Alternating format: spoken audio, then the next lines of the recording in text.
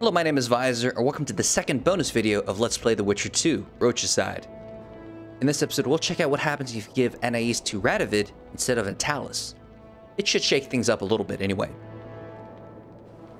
So be it. Let's go. Don't be afraid. I was your father's soldier. I'll not let anyone harm you. Alright, so the first change, Radovid's men will come, basically the Order of the Flaming Rose, but we won't murder them this time. Looks like someone's provided an escort. In the name of King Radovid, we demand that you hand over the child of Louisa La Valette. Shame you didn't show up earlier. Pay heed to whom you're talking. Pay heed to the corpses of those who were impolite to us. You're lucky Radovid told us to stay calm. I'll be sure to thank him personally for that. Beware of Radovid, Vernon. Rest assured, I'd never forgive myself if the heiress to Foltest's throne came to any harm. Don't ever take your eyes off her. I wouldn't be surprised to learn Radovid had a hand in Lucy's death. Anything's possible. Anais is Temeria's last chance for ultimate independence. Freedom will come sooner or later. Suppose Radovid asks you to serve the Redanian crown. Not impossible. What would you suggest? I always advise caution when dealing with kings. Funny. I've always had the upper hand when dealing with them. Anyway, as you can see, the dialogue here changed a little bit. But other than that, nothing really big happens until we get to the talks. So, let's go head to that.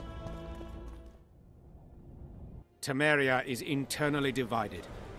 As Constable of Temeria, I'm in no position to speak for the whole country regarding the Council and the Conclave. I am honored to speak on Temeria's behalf before this esteemed body. But I'm only the Constable. I cannot be sure some Baron won't cancel my signature in a week. What's your point, Constable? I lack my country's support regarding the Council and the Conclave. Neither do I intend to seek the crown, for I've lesser blood in my veins. And as a soldier, I know my place in the ranks. In recent weeks, we have deliberated extensively in Vizima on who is to succeed to the Temerian throne. Because the fate of Foltest's last child remains unknown, we could not reach an agreement. Unable to reconcile the interests of the esteemed Temerian houses, we have no choice but to divide the country into provinces along the barony's current borders. The North cannot afford a divided Temeria. Everyone knows what that will lead to. In a few years, the barons will be at each other's throats. No, a united Temeria means control of the Western Pontar. A divided Temeria is an open highway for Nilfgaardian troops. The choice is simple. Simple for you, perhaps, King. But to guard my henhouse, I prefer 5 lame Temerian mutts to 1 healthy, beautiful Redanian hound. I understand the drama your country now faces, John Natalis. But the solution you propose is unacceptable.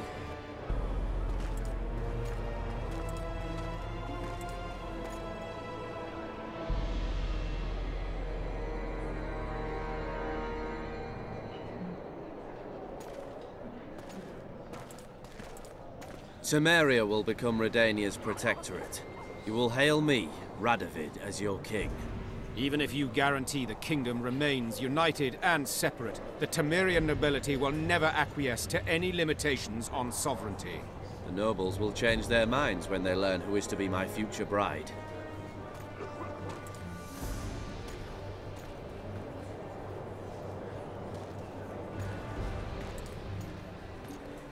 Allow me to introduce her.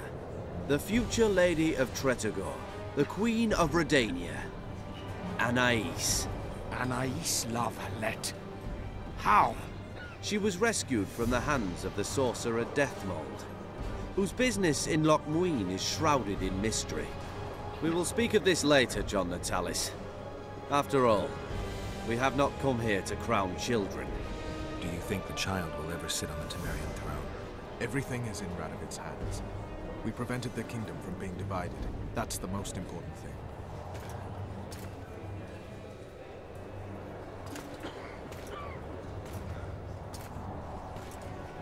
To the matter at hand. Well, as for the matter on hand, that doesn't really change much. The Nilfgaardians still come, accuse the Lodge of killing Foltest and Demavend, and all the mages get arrested or mostly murdered. You still have to fight the dragon. That doesn't really change. But pretty much everything else stays the same until you come back to the city. So let's just skip to that.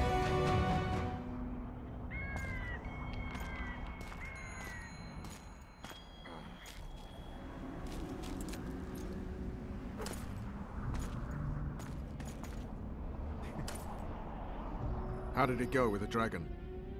It had a hard landing, impaled on a tree, but it's still alive. I don't kill dragons. The sorceresses could still use it. Roach, it may be one of the last living dragons. I can't simply slaughter it. All right, it's simple then. We need to get rid of Philippa. I'll leave you the honor. We'll get them, Witcher. The sorceresses have it coming. Radovid and the other kings already ordered firewood to be gathered for the pyres. What about the council and the conclave? I'd sooner expect the proclamation of an inquisitorial synod. Not all sorceresses deserve the stake.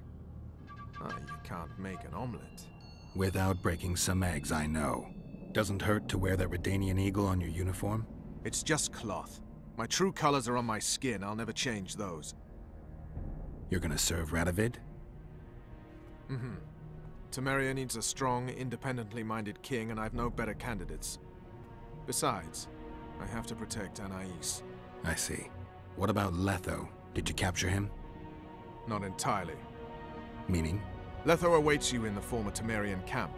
He sent a messenger. Let's go. Tell me what happened here on the way. Okay, so there's a little more dialogue there. You see Roach is in a Redanian outfit now. But not much else changed here. Still a lot of dead people, still a lot of freaking out mages. There's one change though.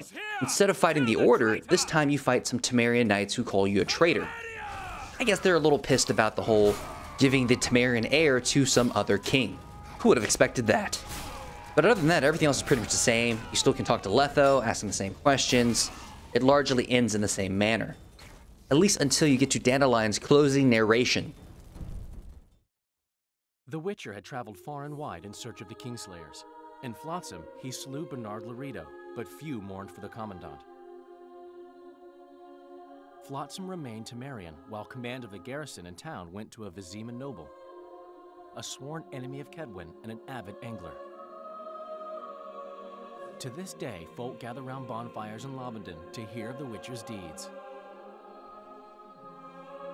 The Witcher witnessed a great Kedweni victory in Edirn.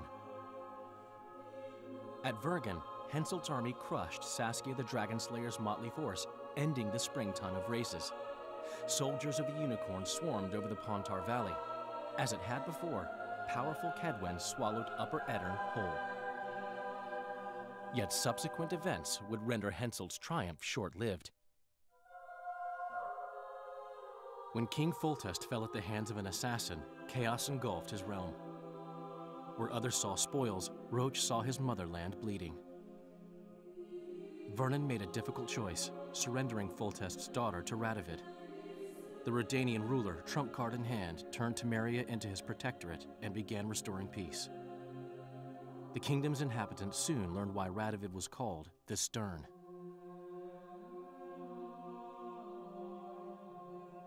A tempest descended on the north, at least partly the work of manipulative mages. It seemed the turmoil in Temeria, Edirn, and Kedwen would benefit them most. Common folk turned against sorceresses and all magic freaks, witchers included. Castles that had hitherto welcomed mavens of the magic arts now shut their gates to any who sought shelter there. A witch hunt ensued.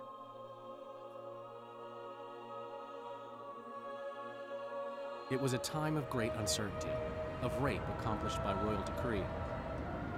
Yet as troubled as the days seemed, we, who had in some way shaped the world's fate, finally received some respite.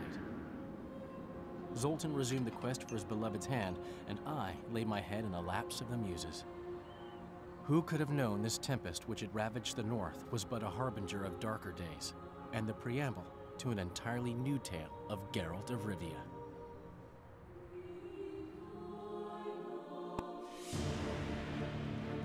So, yeah, that's what happens if you give Anais to Radovid. Temeria is still united and strong, but whether it'll ever be independent, That's a different question. Still, overall, the story has not really changed that much. The Nilfgaardians are still coming, the mages are still completely screwed, and I guess we'll see what happens in The Witcher 3, I guess. But that's pretty much it for this episode.